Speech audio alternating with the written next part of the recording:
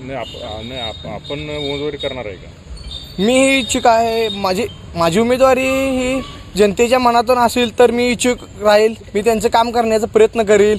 माझी उमेदवारी 2 दिवसात कळेलच, होईल न होईल, पण तिथली जनता माझ्यासाठी आग्रही आहे.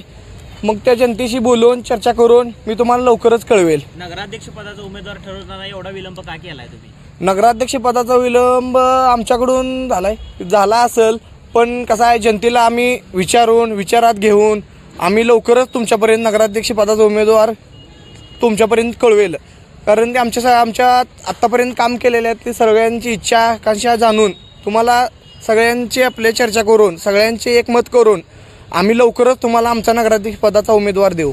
भाजप शिवसेना यांच्याशी काय बोलणं झाले का? भाजप शिवसेना यांच्याशी फोन येतात, हे करो ते करो, पण अजून तर काय नाही. आमचं 17+1 हेच धोरण राहील. शक्यतो युतीचं अजून 2 दिवसात मनोविलन झाल्यानंतर किती जागांची तुमची मागणी असणार आहे?